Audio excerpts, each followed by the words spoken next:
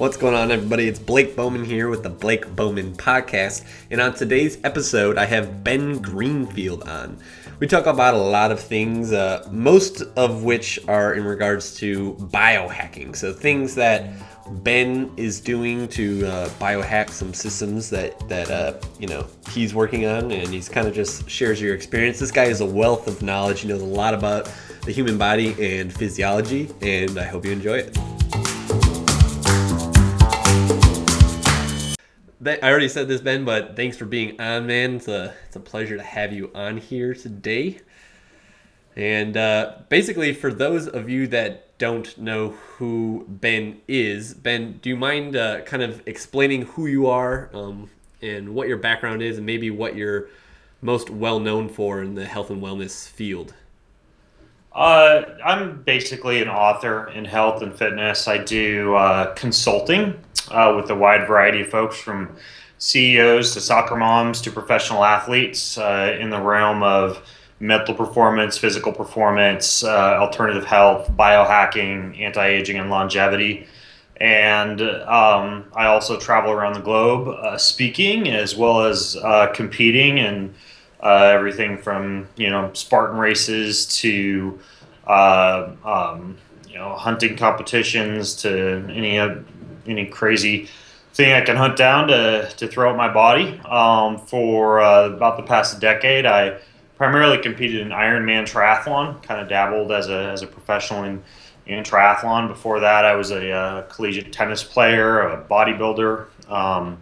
Played water polo and volleyball at University of Idaho, where I got a master's degree in physiology and human biomechanics. And I've just been kind of immersed in the whole field of performance, fat loss, digestion, recovery, brain, sleep, hormone optimization, you name it, for a long time. So that's what I do, is either travel around kind of spending time in the trenches, figuring out what works and what doesn't, or else on the phone, on Skype, and hanging out with people, helping them figure out their issues.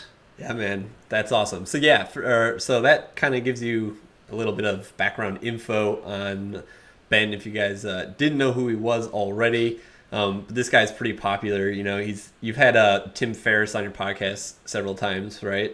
I've seen podcasts with him, but Ben is he really is one of the biohackers on the forefront, if you will. I mean, he's like doing things that I would have thought of, hacking his performance, like he said, and that's a lot of what I want to talk to him about today.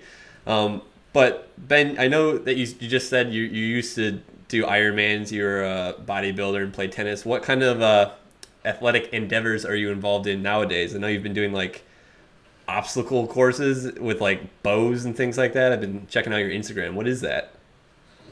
I think what you're referring to are the train to hunt competitions, which are comprised of a 3D shoot where you spend about 3 or 4 hours in the forest walking around shooting at different targets from a variety of different kind of challenging positions, all archery. I just shoot a compound bow for that. And then they also, as part of that competition, have an obstacle course that involves just what you described it as, competing in an obstacle course with stops to shoot. And then also what they call the meat pack, which is taking 100 pounds in a pack and getting it from point A to point B as quickly as possible, anywhere from 2 to 4 miles. So that's not really, excuse me, to do much for anything other than just to prepare my body for hunting, which I do. Mm-hmm. I was actually out for a couple hours this morning trying to get a big buck that I've been tracking for the past few days. That's awesome. I'm also headed off to compete in the Spartan World Championships here in a couple weeks, and the world's toughest mudder after that. Working on my breath holds for a free diving course. I've always got something kind of coming down the horizon. So yeah, you name it, man. Yeah, that's awesome. So yeah, you're just like the obstacle king, man. I don't know much about that world, but you're definitely at the elite level of all of the obstacle courses, right? Wouldn't you say so? Like Tough Mudder, Spartan Dash. I don't know. I mean, I'm not like I'm not ranked number one or anything like that. I mean, I do okay, but yeah. I mean, like it's kind of one of the things I like to do is research. Like you referred to, biohacking, exercise techniques, supplementation, nutrition. But I don't just like to sit at home and lay on the couch and read about this stuff. I spend a lot of time out there experimenting with it and putting in time. Like I mentioned, out in the trenches, kind of figuring Yes. out what works and what doesn't. Yep. As my mentor always says, knowledge is nothing without mileage, right? Hmm. Gotta act, gotta apply that. So I kind of want to really dig into biohacking. And for those of you that aren't familiar with this term, I don't know if you are, but biohacking basically refers to like hacking into your own biology, health, and performance using things like herbs, technology, which Ben uses a lot of, and anything else that might optimize the functioning of your biology, basically. So, with that being said, Ben, could you tell us what the most recent biohacks that you're kind of implementing on yourself are? Like, what are you playing around with nowadays? Well, just to clarify, like I don't know if I necessarily agree with your definition of a biohack, All right. because like pure biohacking is actually hacking a system in the same way that you would like hack a computer software program, where you are actually doing something like going under the knife to literally like alter the rods and the cones in your eyes to enable yourself to have night vision, or getting a limb replaced with a bionic arm, and doing things that are really truly way out there in terms of hacking. I Yes. would say most of what I do is just healthy living, and in some cases better living through science. Mm-hmm. So sometimes I think the word biohacking is thrown around too readily, even by myself, just because I know, frankly, if I'm writing a title for an article, sometimes someone searches in Google for the term biohacking, even though it's not really a biohack. I see. Like a herb or a supplement or an Yeah. essential oil, that's not a biohack. That's just food, that people have Uh-huh. been using for thousands of years, whether in Ayurvedic or Eastern medicine or whatever. Yeah. So, biohacking is kind of, a little bit of I guess it's a little bit of a subjective term. But that being said, you wanted to know what some of my favorite things are, or Some of the newest things that maybe some you've of the newest researched, yeah, and things. you're implementing in your own Um, life. Yeah, so I've been playing around quite a bit lately with like chromotherapy and light. That's one thing. So basically, you can do everything from using infrared or low level laser light applied nasally to enhance cognitive performance and mental focus. And there's also some research Wow. that you get a pretty big stimulation in nitric oxide production with about 20 to 25 minutes of intranasal light therapy. Very Wow. similarly, you have photoreceptors in your ears that are tied to your circadian rhythm alignments.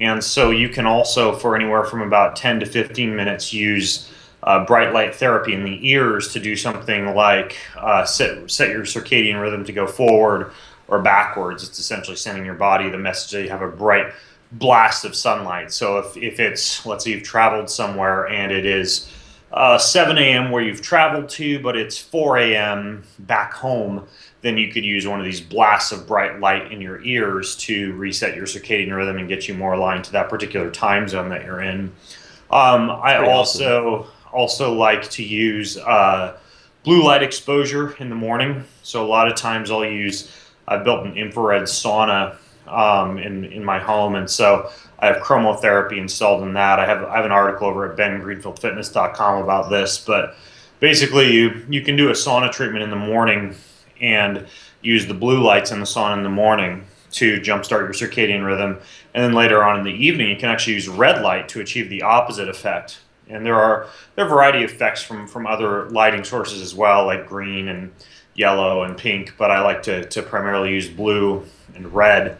And that kind of relates to something else I've been experimenting with lately that really doesn't have as much to do with light and has more to do with the production of heat shock proteins, the ability for your body to be able to get rid of things like PCBs, plastics, environmental toxins, things of that nature, and also something that enhances the ability of fat cells to lipolyze or to basically burst to cause fat cell apoptosis, which is something that's very difficult to achieve. But what you do is you take high dose niacin, and depending on the source of niacin, anywhere from 500 to 5,000 milligrams, and then you do an infrared sauna or a dry sauna treatment for anywhere from 30 to 40 minutes, which involves some pretty intense sweating and some very high body temperatures, but it's kind of a cool way to enhance erythropoietin, or EPO, red blood cell precursor production, along with achieving that cellular detox and kind of the stress resilience effect that you get from things like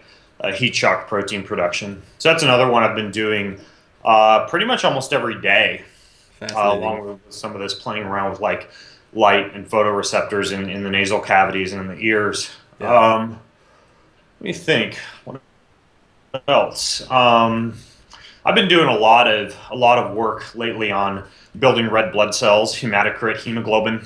Right. And so a few of the ways that I've been doing that, number one has been with that sauna treatment that I talked about, which has been shown to increase erythropoietin production, especially if you do it post-workout for about 30 to 40 minutes. Another thing has been the use of intermittent hypoxic training. I use a unit made by a company called Hypoxico. It's called an Everest 2 altitude generator, and it decreases the partial pressure of oxygen in the air. So you're breathing anywhere from, like whatever, I think it comes out to the altitude I've been using, about 10 to 12% oxygen. And they'll use a fingertip pulse oximeter, which measures the drop in blood oxygenation. And it's kind of cool as I'm doing a workout on a treadmill or on a bike with this hypoxic air generator via a mask attached to my face. I can watch my pulse oxygenation drop from 99% at rest all the way down to 65% during the actual session, which is like almost like turn blue in the face, have a headache afterwards. But it's a very, very good stimulus for increasing blood cell production and getting a lot of the effects of altitude without me having to go move to Colorado or something like that. Mm-hmm. And so when you combine that with a lot of the things that are necessary for healthy red blood cells, in particular, really, really good sources of vitamin B12, along with something called, it's a form of folate called methyl tetrahydrofolate, but ensuring that you have both of those bases covered, along with getting adequate iron and adequate ferritin. When you combine that with things like altitude training and heat training, you can really, to use this word loosely, hack your way to increase blood cell production, increase plasma volume, increase hemoglobin, increase hematocrit. And you can do so without, going the illegal Tour de France cyclist route of, injecting EPO or removing your blood and freezing it and then re-injecting your blood, which can be dangerous from a cardiovascular standpoint. Yeah. Kind of gives you sludge for blood.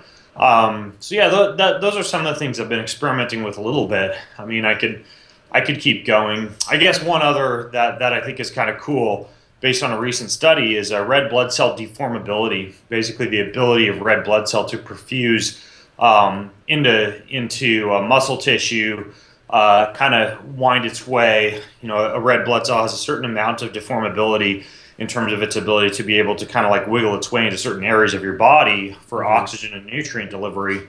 And exercise is one way to improve red blood cell deformability, but there's a lot of evidence now that electrical muscle stimulation can do the same thing.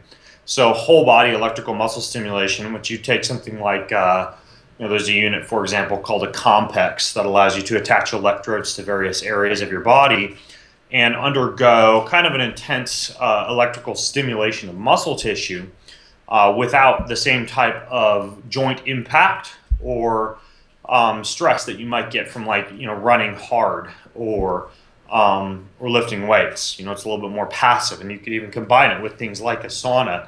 And there's some really cool research on the effects on red blood cells, and particularly the ability of red blood cells to be able to change shape and deform when it comes to the use of electrical muscle stimulation to achieve that effect. That's very fascinating, man. That's another kind of cool little unit that you can play around with. Yeah. Generally anywhere from 1 to 3 times a week. You can do like a 20 to 30 minute electro stim session, and those are kind of fun. They're difficult. shock yourself basically with the stimulus necessary to achieve that. Yeah. It is difficult. It's not like you're just standing there like the made for TV, six pack abs Yeah. electrodes, just like, eating Cheez-Its and shocking yourself. It's kind of like a deal where, it'll contract like this, Yeah. for like 15, 20 seconds and then turn off and then recontract. And so, I've seen your it's just Instagram like a videos on workout. that. You're just like sweating when you're done. Yeah. But it's kind of a cool way to exercise, especially again, like I've been dealing with, for example, some elbow tendonitis from, basically from typing. I've been doing a lot of writing. I'm working on a couple of books, Yeah. and so it's easier for me to work my biceps and my shoulders with electrical stimulation than it is for me to do, like a high rep pull ups or things of that nature, which put a little more stress on the elbow joint. So Yeah. a lot of different applications of electrostim. Yeah, that's awesome, man. I've seen your Instagram videos with those. Muscle contraction that you're getting looks intense, man. You got like veins bulging out of your neck and shit like that. But yeah, for those of you that are listening, if you can't see this, I mean, I'm sure you can hear that Ben is a super analytical dude. He's walking on a tread desk right now, and I love this guy. He's amazing. It's not a Trek desk. The one that I use is called a Rebel desk. All right. Yeah, Trek desk is a brand name. I use that, and then I have what's called a True Form treadmill underneath the desk. So the desk is a hand crank, which is important to me because I want to have as little electrical pollution in my office as possible. Meaning, machines, motors, anything that's going to generate a high amount of either EMF or else a high amount of what are called positive ions, which are generated by machinery and motors. And the reason that that's an issue is because your cells operate at about 70 to 80 millivolts, right? That's their ideal electrical potential. Right. And you can actually drop that millivolt potential pretty significantly if you're just like constantly surrounded by Wi-Fi routers and cell phones and machines and motors and stuff like that. So, my office is pretty much, and I've tested it with these electrical Gauss meters. My office is very, very low in terms of the number or the amount of electricity that's actually in here. I've got kill switches. I've got no Wi-Fi. Everything's hardwired with like metal shielded Ethernet cable. But my desk setup here that I'm on what's called a True Form treadmill, which is a treadmill that only moves if you move. It's a manual treadmill. It's kind of cool. When you run on it, it's impossible to run on without a mid to front forefoot strike and a high cadence. So it basically trains your body how to run properly. You get more glute activation on there too than on a traditional treadmill. Yeah, you get more glute activation just because you are leaning forward and you are having to generate your own force. Whereas a moving treadmill belt, it reduces the amount of ground reaction force, which can be nice if you're say like trying to treat an injury or trying to run with low impact, but it doesn't really train your body. You can almost run backwards on a treadmill, which is the complete opposite. A normal treadmill will also predispose you to getting like synergistic dominance in the hamstrings over the glutes, and then you get, really poor gluteal development, and people get these fat hamstrings. But yeah, actually, that was something that I wanted to talk to you about, Ben, because I know nothing about like EMFs and electrical pollution. So you said being around this electrical pollution affects the charge of your body. What like adverse effects does that have when that happens? Well, anytime you reduce the potential of a membrane, you're going to affect sodium, potassium, calcium influx and efflux out of for example, a cell. And so if your cell's electrochemical potential is, for example, 30 millivolts below what it's supposed to be at, it's essentially the same thing as if your thyroid dysfunction was low, right? You're just going to reduce cellular activity. You're going to downregulate your metabolism, and you're going to get a lot of those things that people tend to get when they're around like Wi-Fi routers and cell phones all day, which is like brain fog, sluggish energy, sometimes a little bit of like a low-level headache or a buzzing in the ears, that type of thing. So that's one of the issues. And then there's some very interesting studies on primarily plants and also rodents that show inhibition of growth and also leakage of some of these barriers, like leakage in the blood-brain barrier. And that's been shown to happen with something as little as Bluetooth, which is kind of scary with all these people walking around with like, Bluetooth headsets attached to their heads. Now, granted, most Bluetooth headset manufacturers design those with the like a setting that means that they're only going to transmit when you are talking on the phone, right? So it's not transmitting a Bluetooth signal unless you're actually on the phone. But there are other devices, self-quantification devices, meditation devices, Fitbits and all sorts of step counting devices and things like that do constantly transmit a Bluetooth signal all day long. As long as they're on your body, or at least they transmit every 1 to 3 seconds. So you're just constantly exposed to the signal time after time. And there's some evidence that may actually do things like cause blood-brain barrier leakage, cause a little bit of a disruption in your cellular membrane potential, and essentially result in a little bit of a disruption of the body's natural electric potential. So I'm pretty careful with that stuff. I try not to expose myself to Bluetooth and Wi-Fi when I can. I assume that those headphones you have also block EMFs or something, right? On my phone, I use tubes. So it's called an air tube headset. I use one by a company called A2, but essentially sound travels in tubes rather than through wires. Now, in an ideal scenario, I would have 2 of those headsets and one attached to my microphone. Right now, I don't have one attached to the microphone that I'm talking to you on. Yeah. This is like a normal Apple headset that I'm using, but I do have one of these little, it's almost like a Faraday cage, this little black thing. It's like a bead that wraps around the bottom of this wire, and it reduces a lot of the dirty electricity that can travel up and down through wires. So it mitigates a little bit of the damage, but an air tube would be better even for this microphone. I just, it's attached to my phone upstairs right now, so I don't have it on the mic. So could you go over in layman's terms without technical jargon, the adverse physical effects of being bombarded constantly with these things, other than the things you mentioned, like brain fog, lethargy, I assume is one. Are these things? Is there an extensive list of these things, or is that pretty much it? Reduced cellular activity. Mostly it's inhibition of cognitive performance. There's some evidence that it may cause some issues like ADD and ADHD-like symptoms in both children and adults. And I suspect that's due to changes in the gradient in terms of the ability of your body or the ability of your cells to propagate signals the correct way, to either allow nutrients to pass in and out of cells, or even allow the way that neurons work, for example, is you have a pre-synapse and a post-synapse, and you get an electrical potential that arrives at the pre-synapse and it builds up to a certain extent, and then you get a big dump of neurotransmitters, and that goes to the post-synapse, and those neurotransmitters like serotonin or dopamine or whatever would cause the signal to keep propagating down that next nerve cell. And in a case where your body had other sources of electricity causing that signal to either need to be present in greater amounts or lesser amounts to generate a signal, you could potentially alter the ability of your nerves to talk to each other, or the ability of neurotransmitters to propagate action potentials, whether the brain or the muscle or whatever. So, a lot of this stuff too is it's stuff that in terms of research, more has been looked at the actual symptoms than the actual cellular mechanisms underlying the symptoms. So we know, for example, that in kids, long-term exposure to Wi-Fi routers can cause ADD-like symptoms, but the mechanism of action hasn't yet been fully elucidated as far as why that's actually occurring. But I suspect it's due to neuronal signaling.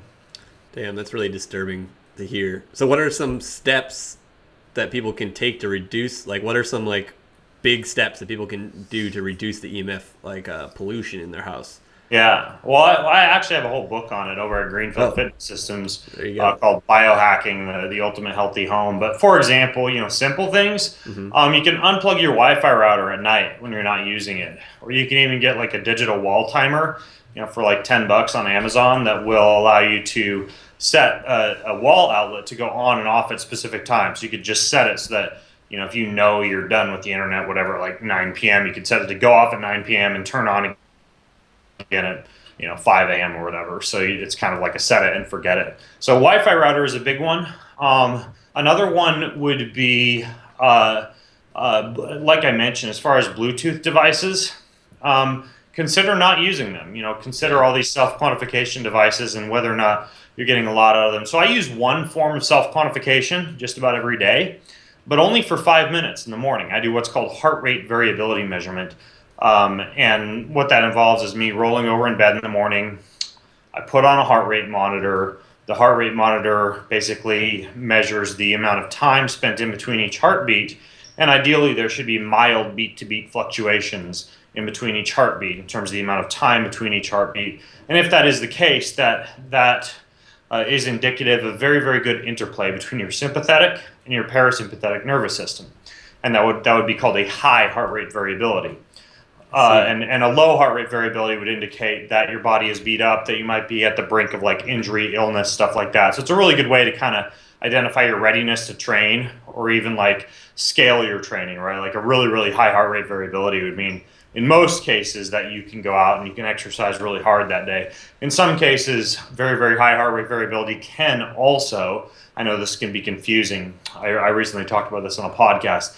It can also mean aerobic overtraining, right? Like you've been doing way, way too much aerobic exercise. But unless that's the case for you, a high heart rate variability would indicate that you're ready to go out and train hard. But that's a 5-minute measurement, right, that I do in the morning. And yeah, that's a Bluetooth signal that the monitor is saying to the phone, but then I'm kind of unplugged the rest of the day. I don't wear an Apple Watch.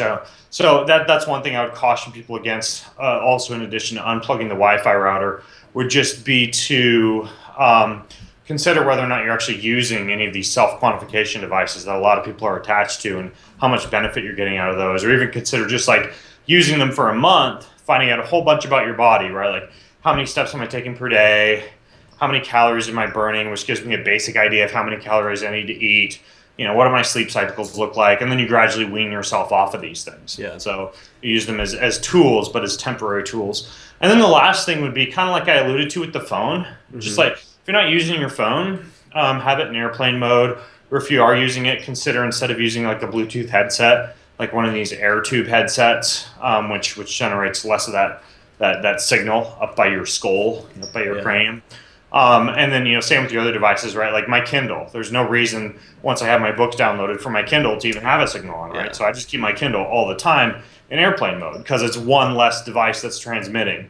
My phone, when I am using it, Bluetooth is off, Wi-Fi is off, so I've just got the cell signal, right? Yeah. Unless I have to use the Wi-Fi. So little things like that. You just look around your environment and you're like, okay, what stuff can I turn off that I'm not using? And that's really the biggest win for most folks. Yeah, no, that's great advice. I've always heard that all these Wi-Fi signals, wireless signals are not good for our physiology, but I never really did the research, never really knew why. So thanks for shedding some light on that. I'm going to have to look into getting some of those headphones that you talked about.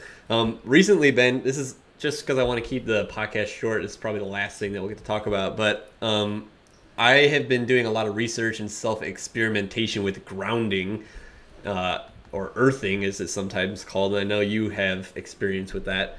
And I made a video about this recently where I talk about the data out there, suggesting that there is an actual positive, physiologic benefit associated with grounding. But some people have been asking me about like products, like grounding mats and wires and things like that. And I just don't really know if those are as effective as going outside and having that physical contact with the earth. Could you shed some light on that and talk about your view on those types of products? Yeah, the approximate hertz frequency that the Earth emits is somewhere right around 7.38 hertz. Sometimes I forget, it might be 7.83 hertz. It's in that range, but regardless, that doesn't matter. The Earth emits a specific frequency, right? And when we get exposed to that frequency, we actually get a big dump of negative ions from the Earth.